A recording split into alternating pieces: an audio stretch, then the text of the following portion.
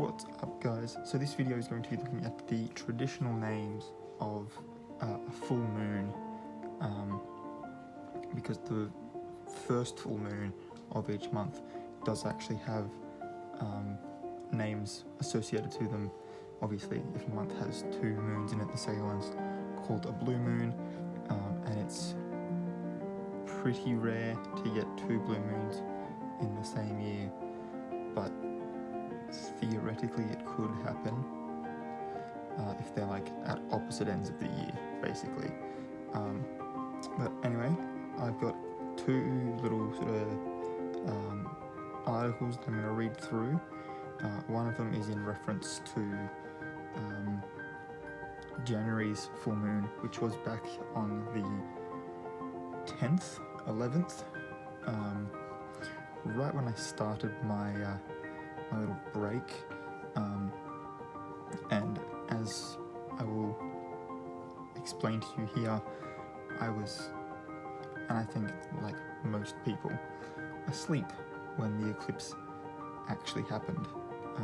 So there was a penumbral lunar eclipse on the wolf moon, and yeah, that's basically what we're going to talk about. So we're going to start with the eclipse side of things, because I think an eclipse is pretty easy to get a handle on. Most people know what an eclipse is. So this first article was published on the 10th of January at half an hour to midnight, and it is an Australian site. I have a friend who wants to go out now. Bye.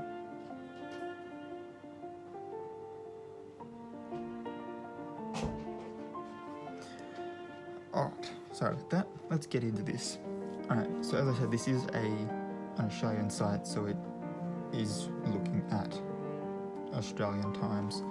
I think it does at some point say sort of more global times, but it reads, Australians are in for a stellar treat tonight, obviously tonight being back on the night of the 10th, morning of the 11th, with the penumbral lunar eclipse rising over parts of the country on Saturday morning as the first of 6 expected lunar eclipses in 2020, and I'm hoping to be able to make a video on the days of them from now on, and hopefully, camera equipment permitting, I will be able to record one for YouTube, hopefully. But as the first of 6 expected lunar eclipses in 2020 is sure to be a wonderful sight for all the lovely stargazers out there, here are the best times to watch in Australia. Here were the best times to watch in Australia.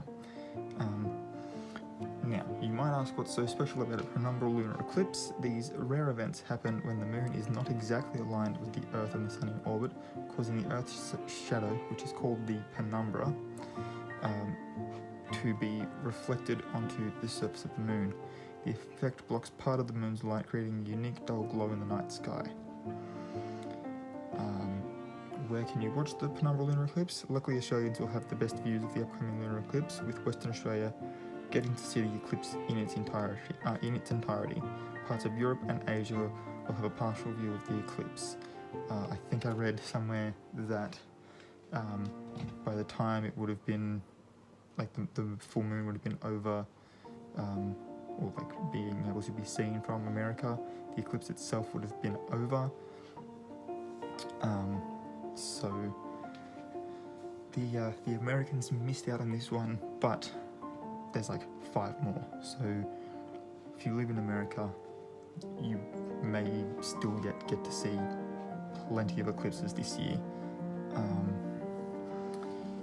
So when to watch the eclipse? If you were viewing it from Australia, the eclipse would take place on the morning of Saturday the 11th, is when it was. And the times are, now they've got times for every state And I kind of feel like the only reason they did this was because of daylight savings, basically, in New South Wales and Victoria and a couple other states. But I'm only going to look at the New South Wales ones, that's where I live. So it's got here Sydney, Wollongong, Coffs Harbour, Port Macquarie and the Central Coast, which includes me. The eclipse began at 4:07am and peaked between 5:52 and 5:53 a.m, which is actually, of all the times, the smallest window for the peak, which means that we were basically like sort of smack under it, I'm guessing. Like as far as the sun, earth, the moon lining up in the way they did, we would have been smack under it.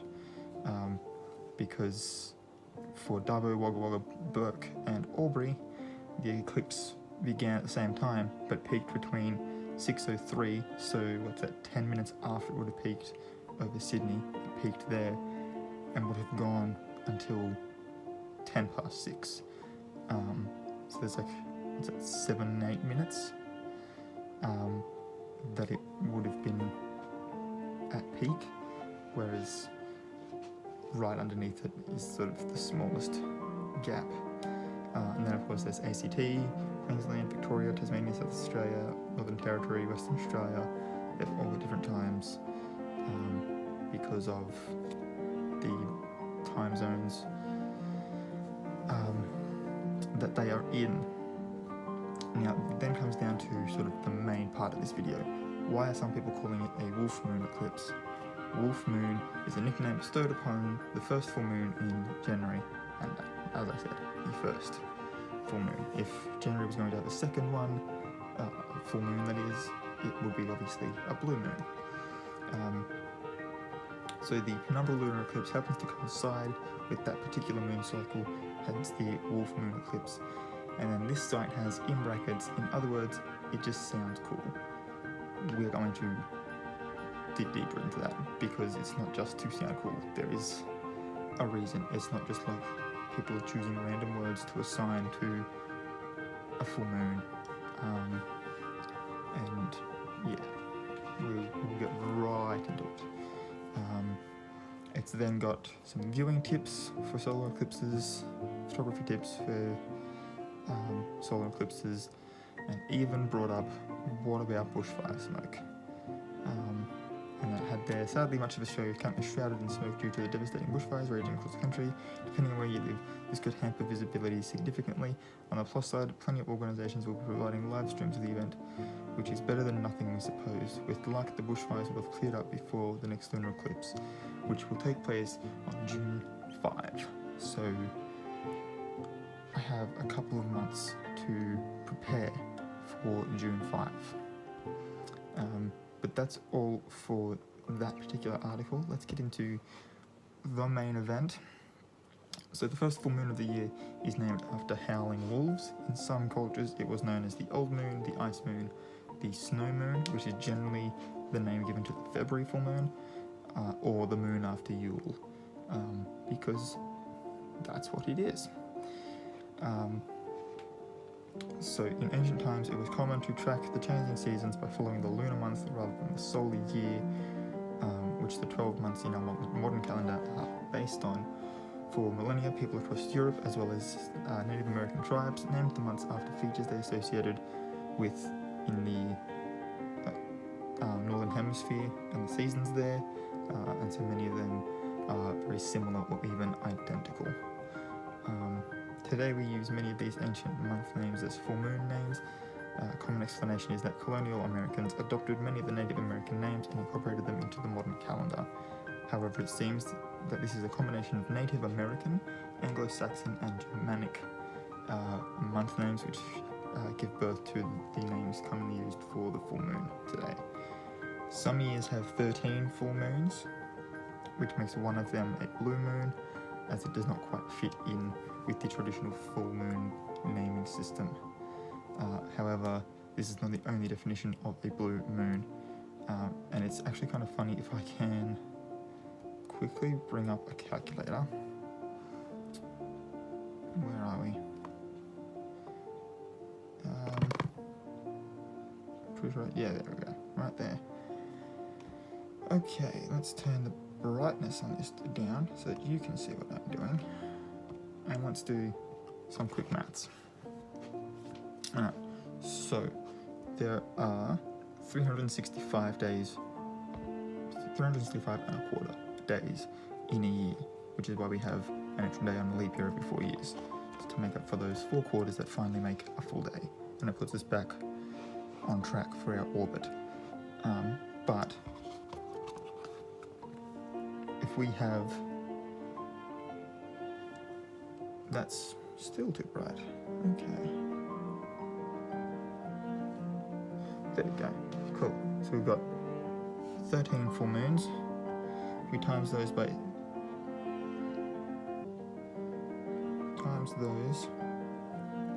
by 4 weeks,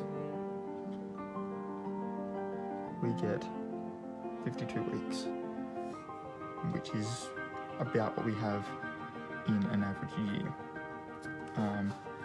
So then, if we got 7 days in a week, how did I get this before? Right, so that would mean that each month, therefore, because the word month comes from the word moon, like that's what it's derived from, and we should actually be following sort of a more lunar calendar, would actually be better. Anyway, so let me just see if this is the correct one. Yes, cool. Right, so 28 days per month, 13 months. This is going to show us how many days in a year, which is only off by 1¼ days according to our solar calendar. So, a little bit of some credence to following a lunar calendar there. You're not going to be off by much, and sort of by the time you get around to having a leap year, if such a thing is necessary, you would have, that'd make it an extra 5 days, which you'd sort of be able to split up a little bit. Anyway, not what we're really here to discuss, just a cool little thing to know. So the January moon is often called the wolf moon. Again, this just goes through its other names, which we've already done. Then continues, while the almanac states that the wolf moon is a Native American name, other sources claim that it's Anglo-Saxon in origins. And that again talks about how it's the full moon after Yule. Regardless of where the name wolf moon comes from, or where its origin is, wolves howl to communicate over long distances both in North America and Europe, as a way of saying I'm here to the rest of the pack or stay away to intruders. I mean, that's just sort of goes without saying. It's a signal of there is a wolf right here. During the denning season in spring and early summer, wolves only howl to pack mates. As the late summer moves towards fall, wolves call more and more to neighbours and enemies. While an average howl from a single wolf lasts only 3 to 7 seconds, a chorus by a pack can last from 30 to 120 seconds and longer during breeding season in February. So wolves are particularly loud and vocal in the first month of the year, which is probably why people associated the month of January with howling wolves. As to the question of do wolves howl at the moon, there is actually no indication that the phase of the moon plays any particular part in the calls of the wolf, but wolves are nocturnal animals, and so in general are more active at night, having a full moon, having all that illumination would make it much easier to hunt, so therefore a full moon would mean that they're even more active than if they were on a new moon, which is what tonight is. So I would say that that's where sort of the howling peaks according to the month. Just logically, that makes sense. That when the most amount of wolves are active is when the most amount of wolves are howling. Therefore, that particular full moon is when they're sort of at the peak of howling, going into the mating season.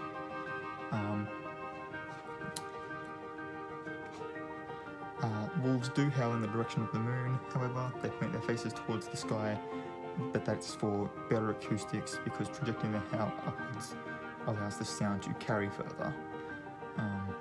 So you're able to hear them from further away because they are howling upwards. It's the same reason why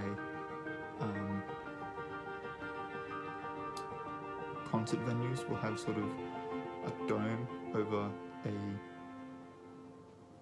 musical performance, because the sounds are rising, hitting sort of the curved surface and being projected forwards. Is why you'll often see that sort of a curved shape at musical performances, unless of course it's like an indoor venue where the sound is able to reverberate off walls and stuff. They don't really need it so much there. But if you're in like an outdoor sort of amphitheatre listening to a live performance, you'll generally see, if it's an organised event and not like a street musician, if it's an organised event outside, you'll generally see sort of a domed amphitheatre thing over the top of them to project the sound forward. But yeah, that's all I've got for this video. I thought it was kind of cool. I will be doing another video for each of the other full moons this year. Particularly looking forward to the blue moon of this year. I've already had a look, and the full moon for this year is going to be in October, and specifically on the 31st. So Halloween's going to be a fun one. That's all I'm saying. But I'm just as keen to talk about the snow moon next month as I am for that one. So make sure you hit the subscribe button and the notification bell so that you can get notified when all of those videos come out. There are 13 full moons this year. There's 5 more eclipses this year. And then of course all of the astrology videos that are going to be coming out next month and onwards throughout the year, as we sort of dive into that world. It's going to be a lot of fun. So yeah, if you like this video, give it a thumbs up and let me know in the comment section down below. You know what, let's go with a random thing. What's your favourite phase of the moon? Mine would have to be... what are we going to go with?